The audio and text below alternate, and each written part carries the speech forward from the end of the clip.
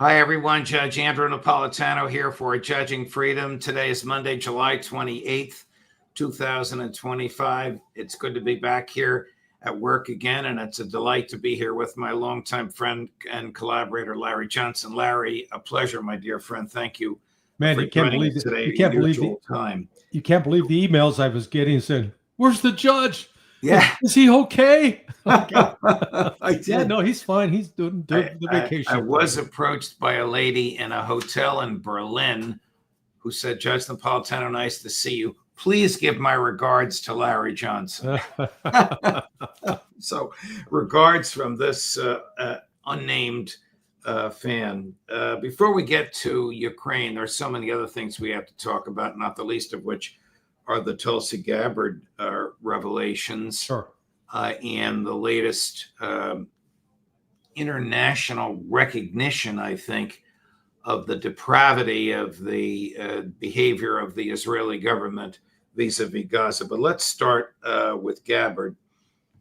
You were, and having advised me, I was, but you were ahead of your time when we revealed back in 2017 that GCHQ was doing, the British domestic spying apparatus was doing dirty work for the CIA so that American fingerprints wouldn't be on it. But we didn't really know, did we, that one of those fingerprints would belong to Barack Obama himself? Not back then. I mean, again, my source at the time, it wasn't so much being directed by Barack Obama. It really was more from Hillary's side. But Obama was providing support. What Tulsi has revealed is, let's call it's phase 3 of Russiagate. Phase 1 was in the initial lead up when they hadn't actually designated presidential candidate. CIA, FBI were involved with targeting all of the aspiring presidential candidates, except for Hillary. And that started in the summer of 2015. Once Trump was identified as he's the man. The whole operation to tie Trump to Russia and make him sort of the puppet of Putin, at least in the public's mind, that kicked off 1st of May in 2016. And then with Trump's election, and now that he was coming into power, that kicked in phase 3. And that's really where Obama started really exercising his influence, putting his thumb on the scale. Interesting. The allegations that some of this was criminal, of course, were really grossly exaggerated by her and will fall on deaf ears because of the statute of limitations. Well, I think, number one, it was ill-advised for Tulsi to make any judgment about what kind of legal charges should be brought. That is up to Department of Justice. I think the two most compelling lines of, if you will, judicial attack would be one, a RICO, because you can definitely establish that this was a conspiracy, and it wasn't confined just domestically.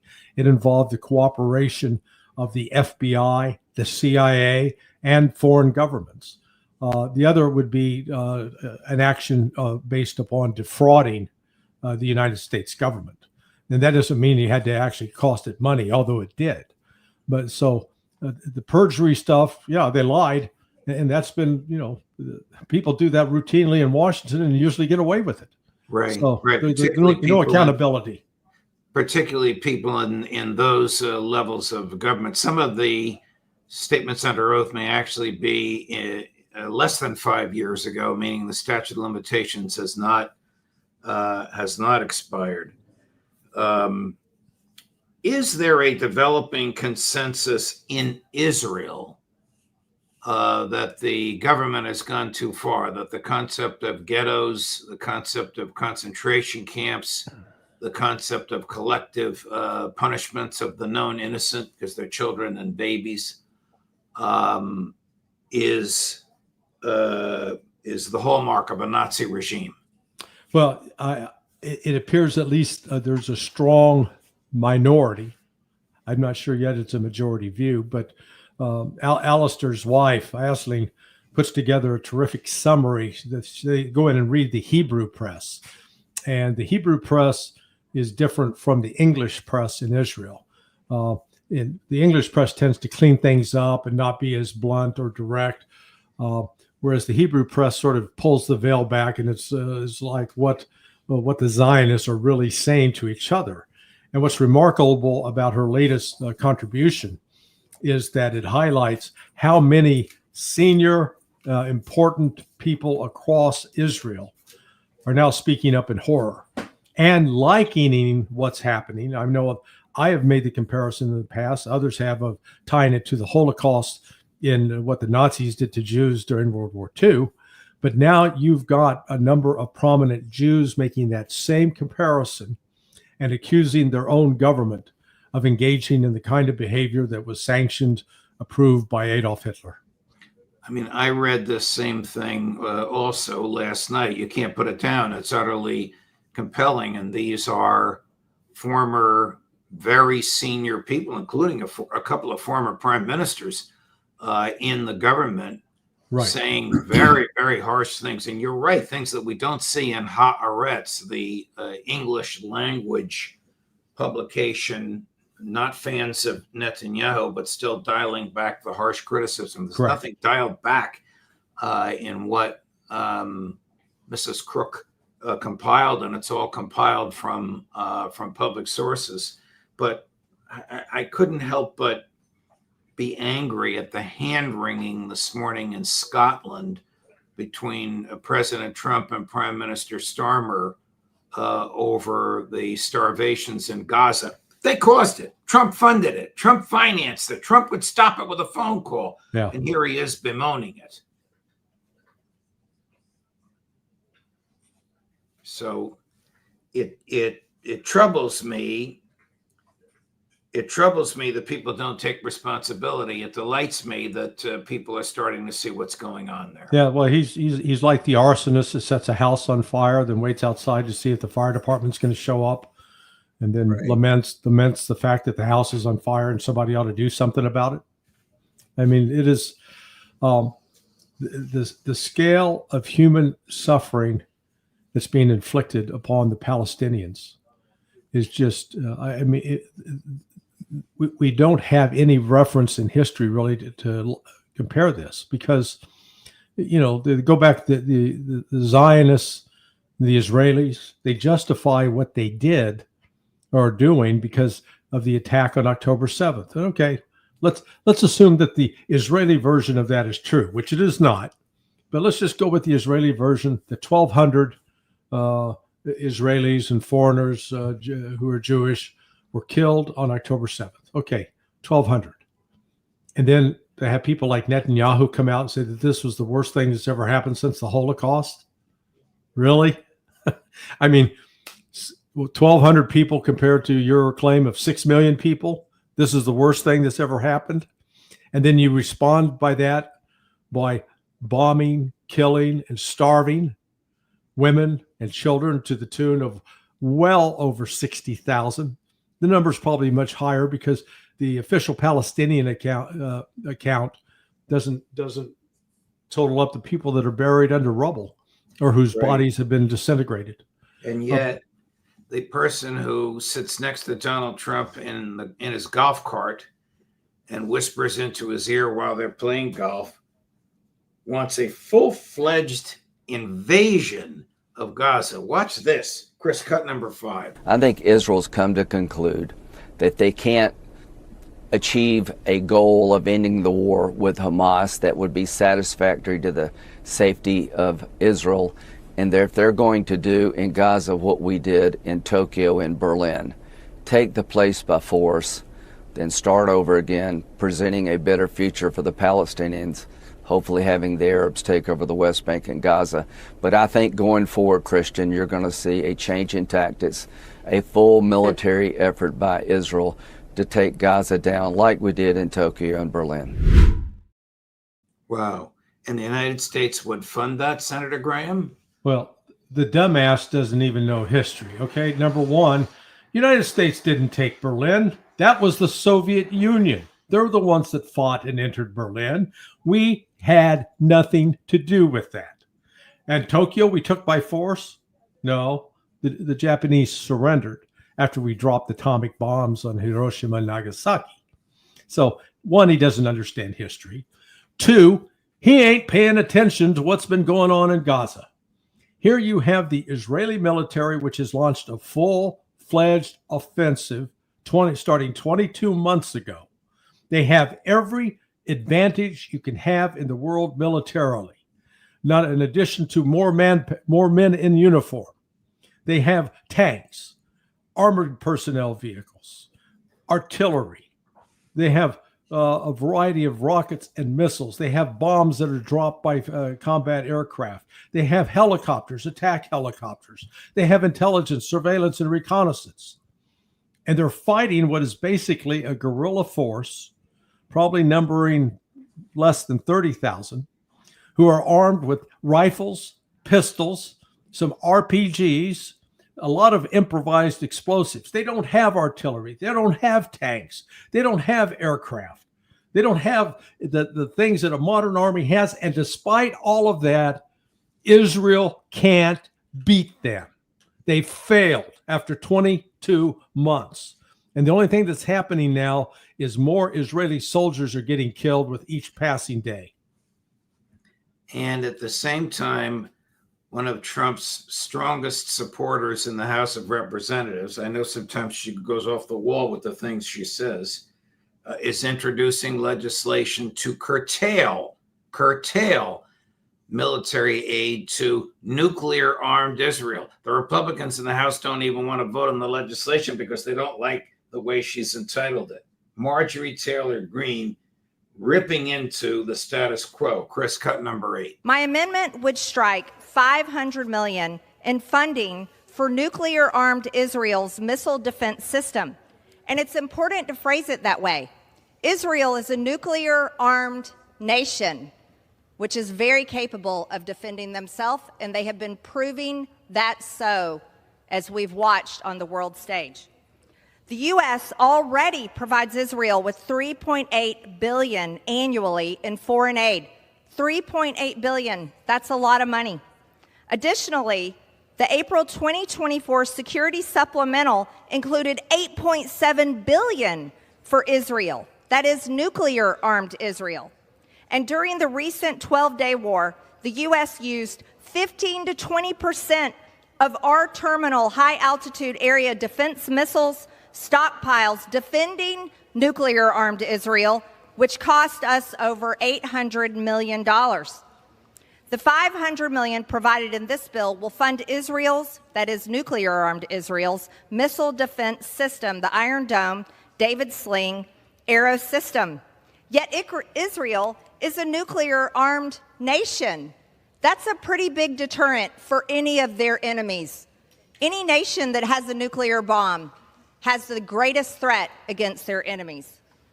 U.S. aid typically accounts for 15 to 20% of Israel's defense budget, even though Israel, nuclear-armed Israel, has universal health care for their citizens and subsidized college for their citizens. They're able to provide that. However, here in America, we're $37 trillion in debt. I never heard anybody in the federal government call Israel nuclear-armed Israel until she just said it.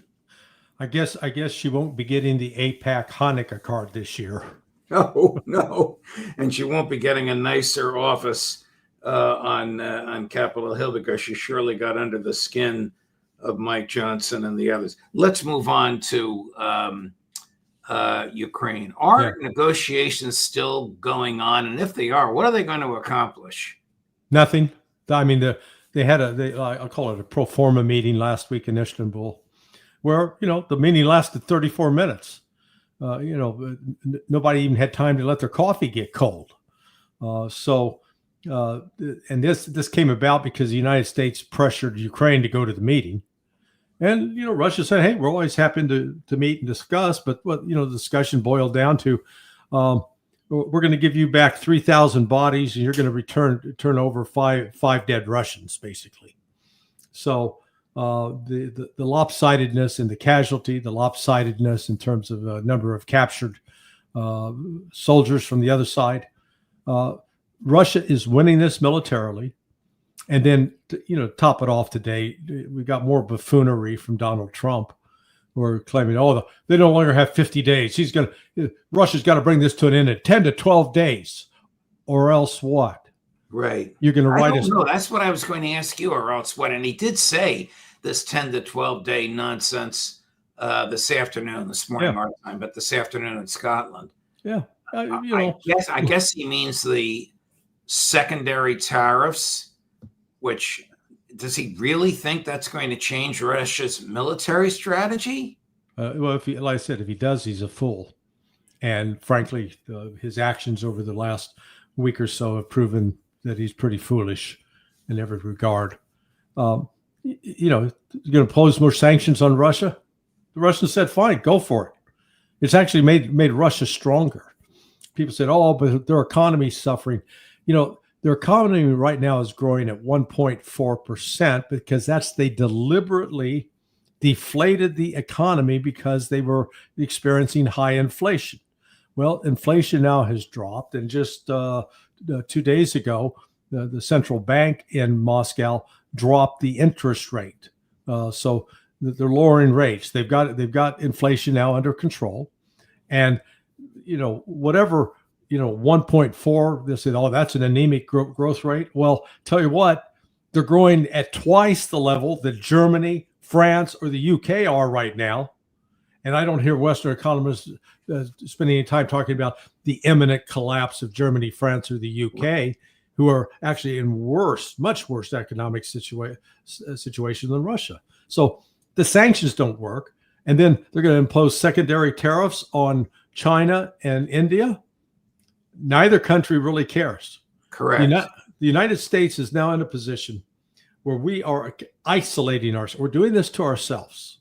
And Trump labors under this, mistaken belief that we've got the clout, the influence, that we can tell everybody else what to do, and that they're going to have to toe the line or do what, just like the Europeans did, actually. Europeans turned out to be the poodle, and Donald Trump's holding the leash. They had to sit there and take it. But the global South is saying, no, we're tired of this. We don't need the United States. But the 50 days, if he thinks that means anything to Putin and his colleagues in the Kremlin, he really is naive. They couldn't care less what kind of a date he gives them. We don't even know what the basis for the 50 days is. Now he's reducing it to 10 to 12. Do they not understand? Does Zelensky not understand? Does Trump, Rubio, and Hegseth not understand that Putin's demands have been regular, consistent, systematic since day one, and he's not stopping until those demands are met, and he's close to achieving them, is he not? Yeah.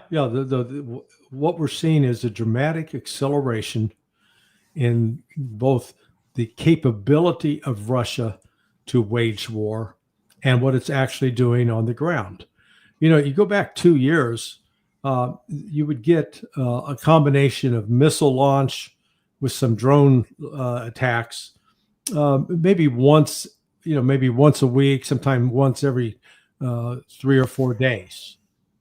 Now you're getting 700, 500, 600 in one day of drone and missile attacks all across Ukraine. And it's not just one day, pause, we got to rest up. No, they're on a sustained roll, and they're hitting key military targets, industrial targets to really cripple Ukraine's ability to wage war. And that's being accompanied on the battlefield with in a couple of different areas. In Donetsk in particular, there's this one key town that's called Pokrovsk, and the belief is that once that falls, that is going to basically, it's like unlocking a door. And once that door is unlocked, the rest of Ukraine is open. Russia has already, if just to the west of Donetsk is the other oblast called Dnipropetrovsk. Russia has already actually entered Dnipropetrovsk as we're speaking, and they've been steadily advancing from the south into Zaporizhia, which is Russian territory, but Russia has not been able to fully occupy it. But they're in the process of taking care of that. And then up north in the area of Kharkiv and Sumy, you've got the Russians also advanced. So they're advancing really all along the front. And there's nothing that Ukraine can do, nothing that the United States can do, nothing that NATO can do, short of trying to enter the war to try to halt this. And the danger is, if the West enters the war, they're going to get destroyed. The West does not, short of using nuclear weapons, the West does not have the military power to defeat Russia. And you've got some just insanity with this current commander of European Command, USUCOM, Donahue. I think his name is Thomas Donahue. And he was speaking at a NATO event last week, talking how quickly the United States could invade the Russian territory called Kaliningrad. It used to be in Germany. It was called Königsberg. At one time, it was the capital of Prussia. But now the Russians have occupied that since the end of World War II. It was given to them as part of the Potsdam Declaration. So that's secure Russian territory. And here you've got this U.S. general talking about invading it. It's over. And the Russian response is basically, if that happens, we're going nuclear. They've been very clear about that. Well, when a general talks about invading, does he do so without the knowledge and consent of the Secretary of Defense and the President? You want to assume that he has been talking, but I can't rule out that he's actually that stupid to say something like that on his own. But there's been no public reprimand. There's been no effort to walk that comment back. There hasn't been a statement out of the White House or Pentagon going, "Oh, no, wait a minute. The general, he was mistaken. They haven't done anything to discount it." So in light of that, I have to assume that it was an authorized statement. Wow. What military gear are we still sending them, and how much of our own supplies are being depleted? We're like Wimpy from the old Popeye cartoon. I'll gladly pay you Tuesday for a hamburger today, Right. So, hey, we're going to give you those Patriot missile batteries. They'll be there in 6 to 8 months. Those artillery shells, they're being built maybe next month. And the artillery barrels, that's not. We don't have it to give. We don't have stockpiles sitting in warehouses unused. We have now tapped out on those, and our industrial ability to produce any kind of volume in a short period of time is zero. So it is, if you think about it, if Trump just sent 10 Patriot missile batteries, 10 Patriot missile batteries consist of 4 launchers per battery. So, that gives you 40. And then each one of those missile batteries shoots 16 missiles. Well, all of a sudden you're at 640 missiles in that group. Lockheed Martin annually produces 550 total. Okay? So right there, 10 batteries with 4 launchers each represent more than a year of U.S. production of just the missiles. How much longer can Ukraine last?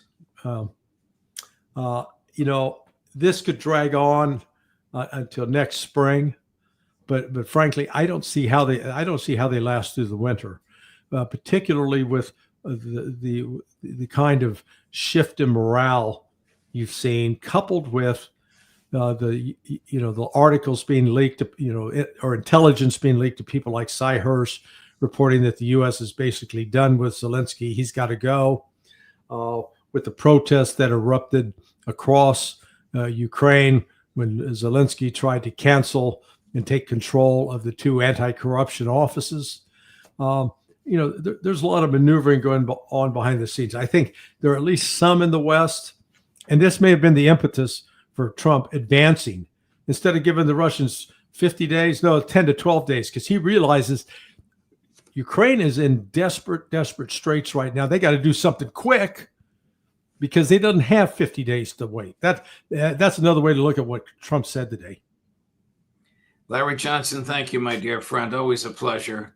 Thanks for bearing with me and going all over the place on all of these topics. We'll look forward to seeing you on Friday with the senior statesman of this group. Yes, well, hope he gets over his black eyes, man. But welcome back, Judge. It's good to have you. Thank you, Larry. All the best, my friend.